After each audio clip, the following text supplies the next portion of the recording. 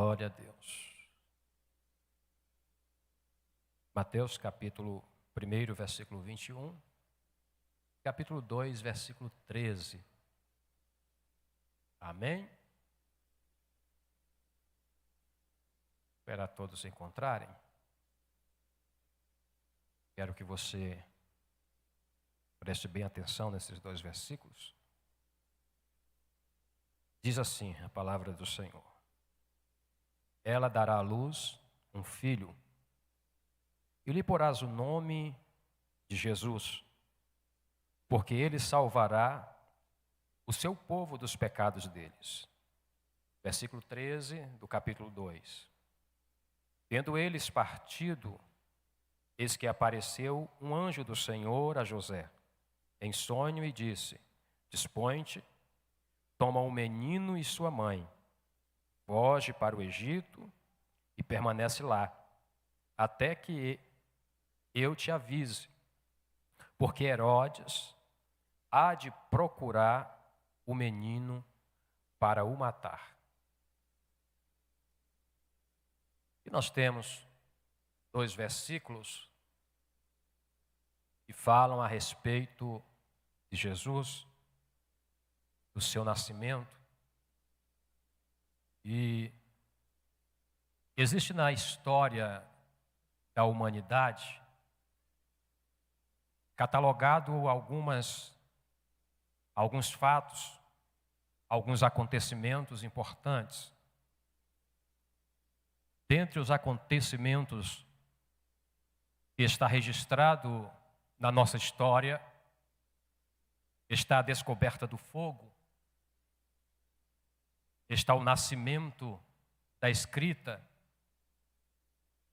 está a invenção da roda, está a manipulação do ferro. Na nossa história nós temos vários acontecimentos. Nós temos a Revolução Industrial, nós temos a abolição da escravatura. Muitos outros acontecimentos na nossa história nós temos registrados. Nós temos o término da monarquia, o início da república. Nós temos a ida do homem à lua. São acontecimentos históricos, coisas importantes que aconteceram sobre a terra para a melhoria da humanidade. Mas nenhum acontecimento se compara. Nenhum acontecimento é mais importante do que o nascimento de Jesus Cristo. O nascimento de Jesus supera qualquer outro acontecimento que já existiu na face da terra. O nascimento de Jesus é algo sobrenatural que aconteceu para resolver o problema do homem, para consertar o que estava errado, para endireitar o que estava torto, para direcionar aquele que estava sem direção. O acontecimento do nascimento de Cristo, posso dizer que é o maior de todos os acontecimentos. Foi anunciado desde o Éden, capítulo 3, versículo 15. Diz que nasceria um da mulher, que este esmagaria a cabeça da serpente. A gente começa a ver relampejos proféticos a respeito desse nascimento no 23º livro do Antigo Testamento, que é o livro do profeta Isaías. No capítulo 7, versículo 14, Isaías vai dizer: eis que o mesmo Senhor vos dará um sinal. Eis que uma virgem conceberá e dará à luz um filho, e o seu nome será Emanuel, Deus conosco. O mesmo profeta, no capítulo 9, precisamente o versículo 6, ele vai dizer, em um ato profético, em uma visão espiritual, ele vai dizer: o menino nos nasceu, um filho se nos deu, e o principado está sobre os seus ombros, O seu nome será Maravilhoso Conselheiro, Deus Forte, Pai da Eternidade e Príncipe da Paz. No Novo Testamento, no capítulo 1, verso 14 do Evangelho segundo escreveu João, ele vai dizer: e o Verbo se fez carne e habitou entre nós. Paulo, na sua missiva aos Filipenses, no capítulo 2, ele vai dizer, do versículo 5 a seguir, que Jesus tomou a forma humana e se fez semelhante aos homens.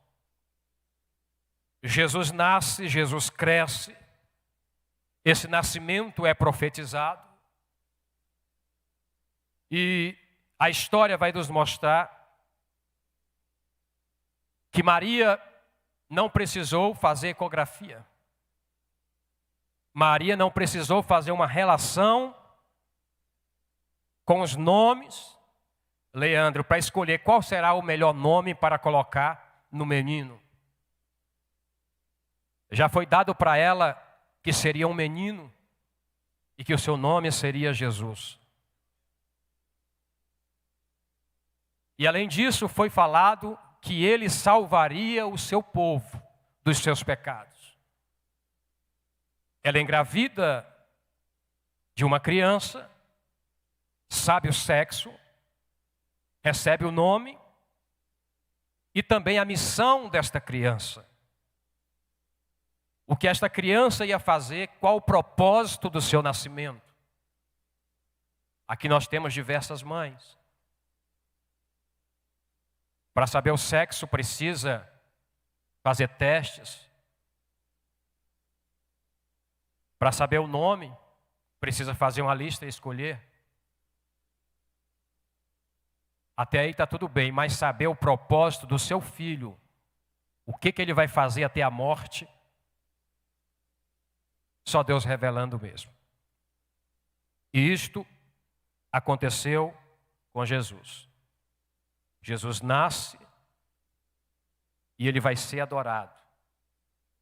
Quando ele estava na barriga da sua mãe, ela desce até onde estava Isabel, sua prima. E a Bíblia diz que quando Maria saúda Isabel, o filho de Isabel, João, o batizador, que estava no seu ventre também, estremeceu dentro de Isabel. Isabel vai adorá-lo, dizer: bendito és o fruto do teu ventre. Jesus, antes de nascer, já estava sendo adorado. Na barriga da sua mãe, ele era adorado. Jesus nasce. Lucas registra que quando ele nasce, uma estrela direciona 3 magos ou 3 pastores, os pastores, e eles vão até onde estava o menino e eles vão adorá-lo. O céu se abre e anjos começam a adorar a Jesus. O tempo passa. Jesus já tem dias, e ao 8º dia é levado ao templo para ser apresentado.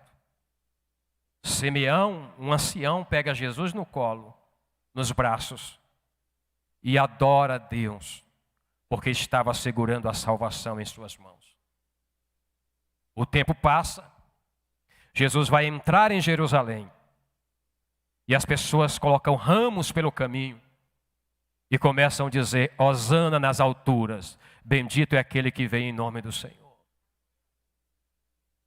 A trajetória de Jesus foi uma trajetória extraordinária. Jesus se prepara para pagar o preço pelas nossas almas. Ele agora está em Betânia.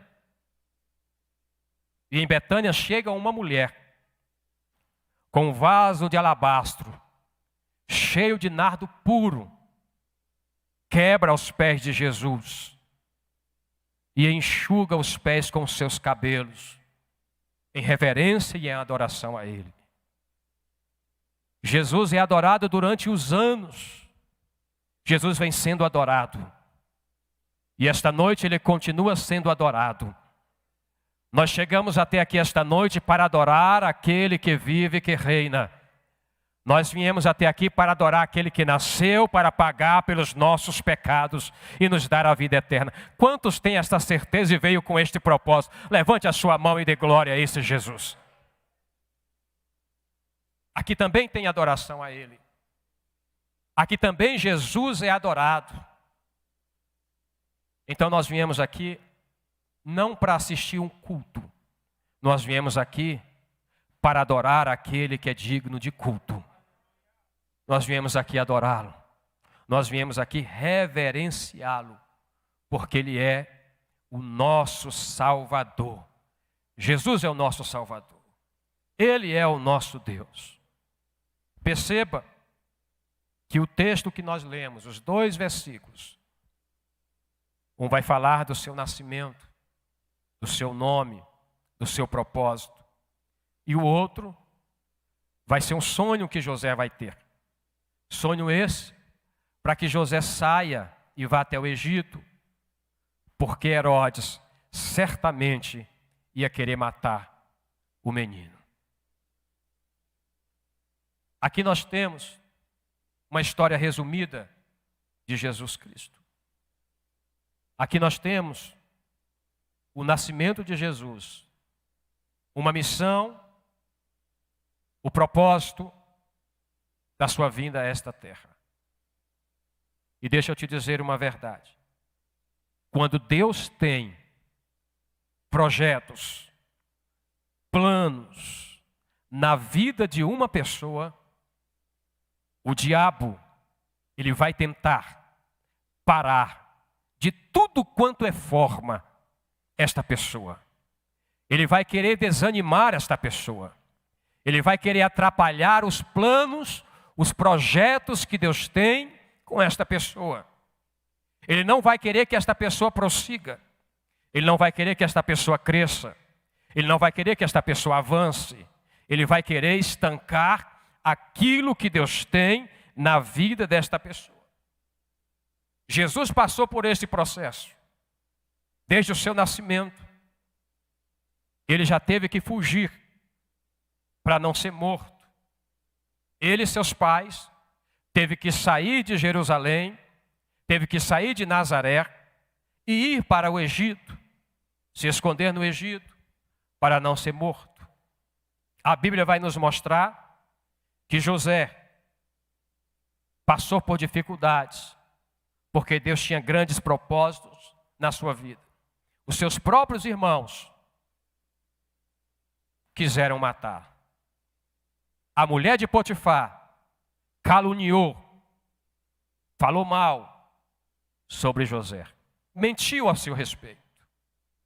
Quando nós olhamos a Bíblia, nós vamos ver que Moisés, também desde cedo, sua mãe teve que betumar um cesto, preparar esse cesto para esconder o menino, porque Deus tinha propósito na vida dele, para que ele não fosse morto. Quando nós olhamos a Bíblia, nós vamos ver que Neemias se dispôs a cumprir um propósito que Deus tinha com o seu povo Israel. E ele encabeçou esse plano de levantar os muros de Jerusalém. E Sanbalate, Tobia, Gesem, esses homens quiseram barrar, atrapalhar a vida de Neemias, o projeto, o plano que Deus tinha para ele. Quando nós olhamos a Bíblia, nós vamos ver Davi. Davi teve problemas. Davi tinha chamada. Davi tinha propósito. A vida dele nunca foi fácil. Tanto é que ele escreve o Salmo 23. E ele diz: o Senhor é meu pastor e nada me faltará. Isso é na nossa versão. Mas no original está da seguinte forma: o Senhor é meu pastor e não sentirei a falta. Davi não está dizendo que não vai faltar nada. Davi está dizendo que ele tem um pastor e que quando a falta vier sobre ele, ele não vai sentir a falta porque o seu pastor é maior do que a falta. A falta vai acontecer, a escassez vai chegar, mas aquele que está comigo, ele faz o deserto virar pastos verdejantes. Aquele que está comigo, prepara uma mesa perante o deserto. Aquele que está comigo, ele supre as minhas necessidades. As faltas nem se compara com o meu pastor. O meu pastor é maior do que as faltas que eu tenho. O Senhor é o meu pastor e não sentirei a falta. A falta vai vir. Quem é que não tem falta de alguma coisa? Todos nós temos falta. Mas todos nós aqui também temos um pastor. Um pastor que cuida das nossas vidas. Um pastor que zela por nossas vidas. Davi, Deus tinha propósito na sua vida. Ele vai se deparar com o gigante. Ele vai se deparar com o rei Saul, direcionando para ele lanças, e Deus dando agilidade para ele se desviar das lanças. Ele vai se deparar com o seu filho Absalão. Ele vai se deparar com Adonias. Pessoas querendo tirar a vida de Davi. Mas Deus tinha propósito com Davi. No Salmo 89, versículo 12, está escrito: achei o meu servo Davi. Deus tinha propósito na vida dele. Deus o acha e diz: com o meu santo óleo eu ungi. Deus tinha propósito com este homem. E este homem vai ser perseguido. O que não dizer de Paulo? Apedrejado. O que não dizer de Paulo? Que lá na segunda carta aos Coríntios, capítulo 11, versículo 33, ele vai dizer que teve que descer no cesto para fugir dos guardas do rei, para não ser morto. Então, pessoas que Deus tinha grandes propósitos, tiveram que fugir da morte, tiveram que escapar do fio da espada, tiveram que tirar fraqueza, força da fraqueza. Homens que estão catalogados em Hebreus capítulo 11, na galeria dos heróis da fé. Homens que Deus tinha propósito, mulheres que Deus tinha propósitos, que passaram por grandes dificuldades, passaram por grandes apertos, por momentos difíceis. Então eu quero dizer para você, Jesus é o nosso arquétipo, o nosso modelo maior. E ele teve que passar por estreitos também. Ele nasceu com propósito. Ele nasceu com uma missão. E ele teve que fugir da morte. Não foi só uma vez, várias vezes. Mas ele morreu quando chegou a hora certa para cumprir o propósito certo. Jesus morreu. O diabo, meus irmãos, tem tentado te parar. O diabo não quer a tua vitória. O diabo não quer que você cumpra o propósito que Deus tem na tua vida. O diabo, ele quer te matar. Mas maior é Jesus. Não, você não entendeu. Maior é Jesus. Eu vim aqui esta noite dizer para você que o inimigo das nossas vidas, ele quer atrapalhar o propósito de Deus na tua vida. Ele não quer que você alcance a vitória. Mas eu vim aqui dizer, maior é Jesus na tua vida. Maior é Jesus na tua vida. Aponta esse dedo de profeta para alguém do lado, mesmo sem você falar nada, ele vai entender que você está dizendo, maior é Jesus na tua vida, viu? Maior é Jesus na tua vida. Maior é Jesus na tua vida. Jesus é maior.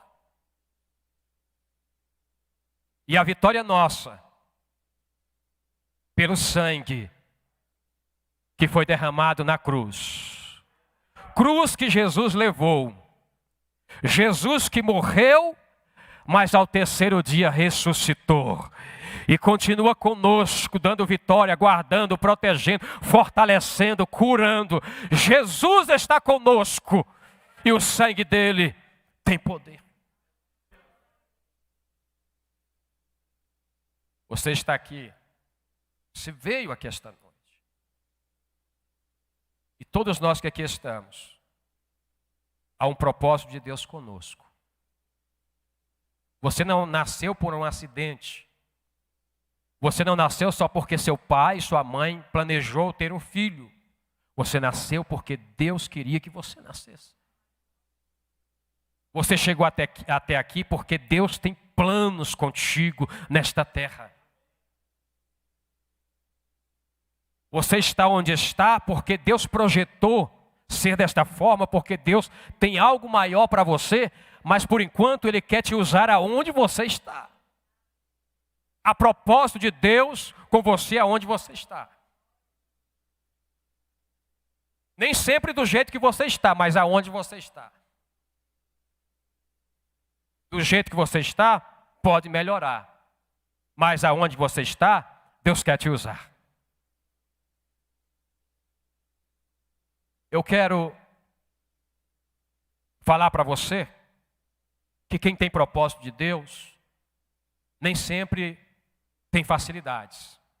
Eu já mostrei aqui que homens de Deus tiveram dificuldades por aceitar o propósito de Deus. Quem Deus tem propósito na vida não tem facilidade todo o tempo. Tem dificuldades também. Tem dias maus também. Mas uma coisa que esta pessoa que tem propósito de Deus, ela tem também, é fé. E a fé desta pessoa faz ela acreditar no que está na palavra de Deus. E a palavra de Deus nos afirma, e Jesus diz: eis que estou convosco todos os dias, até a consumação dos séculos. Ele diz: 1000 cairão ao teu lado, 10.000 à tua direita, mas tu não serás atingido. Ele diz: quando passares pelas águas, você vai passar pelas águas, elas não te submergirão. Quando entrares no rio, não te afogarão. Quando passarem pelo fogo, as chamas não vão arder em ti. O que ele está dizendo? Eu estou dizendo: você vai ter dificuldade, mas eu te guardo, eu te protejo, eu te ajudo. Aleluia. É quem tem propósito de Deus. Quem tem propósito de Deus na vida, tem que se apegar à palavra de Deus. Tem que se apegar ao Deus da palavra. E o Deus desta palavra, Ele é como Jesus disse: Deus é Espírito. Deus é Espírito. Aí Ele vai dizer: quem adora esse Deus tem que adorar em espírito e em verdade. Se Deus é Espírito, logo, nós que o servimos devemos ser espirituais. Devemos ser espirituais, porque senão nós não entenderemos esse Deus que é Espírito. Então, sendo espirituais, nós vamos entender o propósito de Deus. E Deus tem propósito para as nossas vidas, e nem sempre as coisas culminam, andam do jeito que nós pensamos, do jeito que nós queremos. Segundo o livro dos Reis, capítulo 5, versículo 1 e versículo 2, vai dizer que existia um homem chamado Naamã, que era general do exército sírio. Este homem era homem condecorado, homem de medalhas, homem honrado pelo seu rei. Era um homem respeitado e homem que Deus tinha dado para a Síria grandes vitórias através dele. Porém, este homem, ele era leproso. Esse homem tinha uma enfermidade na sua vida que ele não conseguia remédio ou cura para esta enfermidade. Só que nas idas e vindas, nas batalhas, ele leva uma moça, uma menina, uma jovem de Israel para a terra da Síria.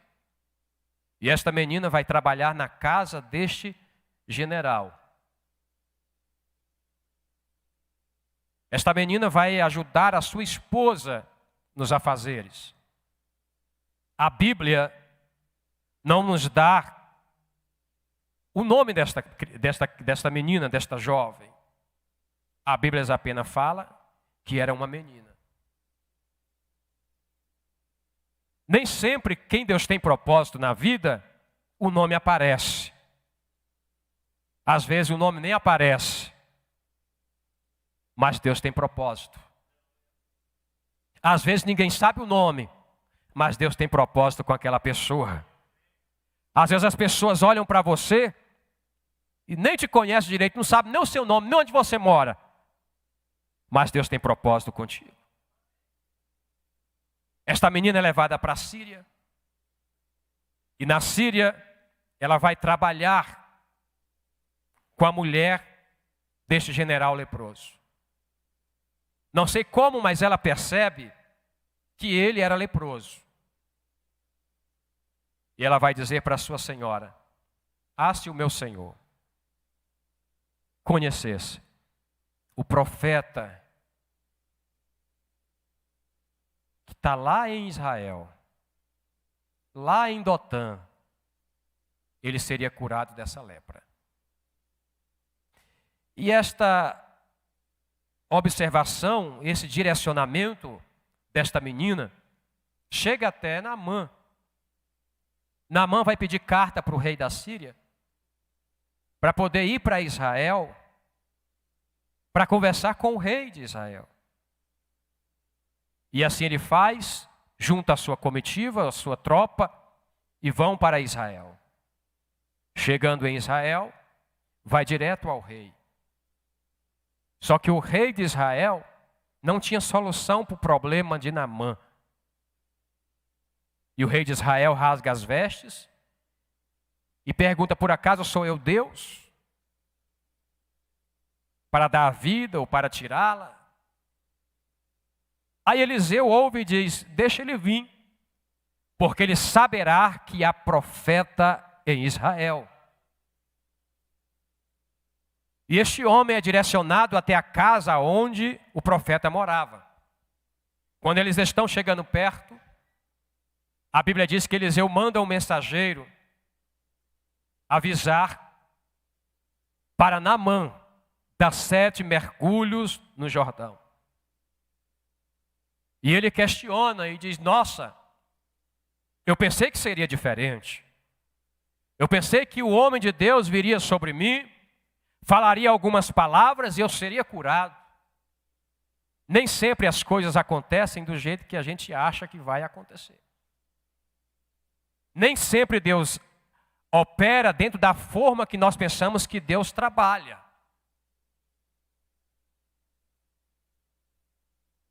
E ele questiona e diz: não tem lá na Síria, em Damasco, rios como Abana, Fafá, e manda tomar banho numa água suja dessa? E um dos seus súditos diz: mas se ele te mandasse fazer alguma coisa difícil, o Senhor não faria? E ele decide ir e tomar banho, mergulhar no Jordão. E a Bíblia diz que depois do 7º mergulho, a sua carne, sua pele ficou como a pele de uma criança. Ele foi curado.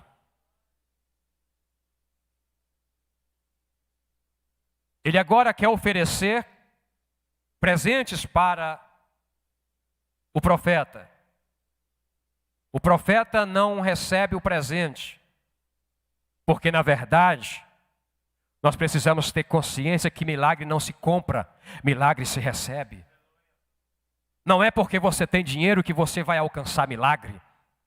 Não é porque você pode pagar que o milagre vai chegar. Milagre não se compra, milagre se recebe. Tem gente aqui que não tem dinheiro, muito dinheiro na conta, mas já tem milagre preparado para a vida dele. Porque milagre não se compra, milagre se recebe. Deus faz milagre para quem Ele quer. Oh, glória! Milagre não se compra.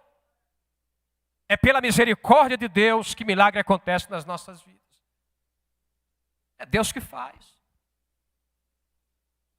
Ele volta para a Síria. E com certeza a situação daquela jovem melhorou.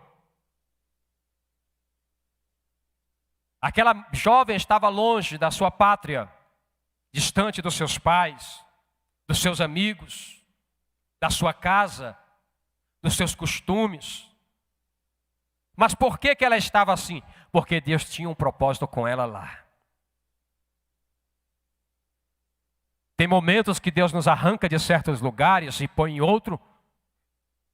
E às vezes vem os questionamentos. Por quê? Para quê? Deus não me ama. Deus não me vê. Deus não me ouve. Deus não se importa comigo.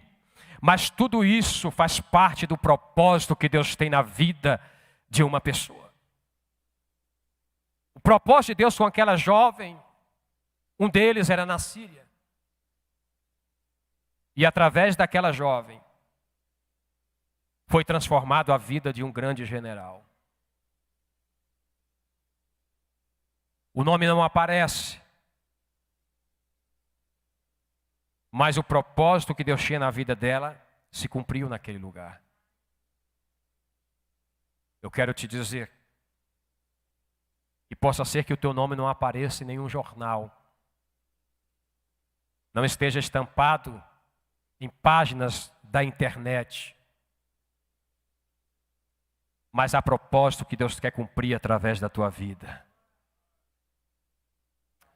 Oh glória! Você nem imagina o projeto que Deus tem para você. Você nem imagina os propósitos que Deus na eternidade fez para a tua vida. Oh glória! O salmista no Salmo 139, ele diz que antes dele ser formado, Deus já o conhecia. Jeremias vai entender no capítulo 1 que antes dele nascer, Deus o já conhecia. Deus o já tinha consagrado, separado para um propósito. O propósito, a chamada, o ministério, a missão que Deus tem com cada um de nós que aqui está, não começou agora. Deus arquitetou lá na eternidade. Os teus passos Deus conhece. De onde você veio, Deus sabe. Aonde você está, sabe também. Para onde você vai, Ele está preparando. Ele vai abrindo o caminho. Vai quebrando o arco. Queimando carros no fogo. Abrindo portas. Porque Ele tem propósito na sua vida.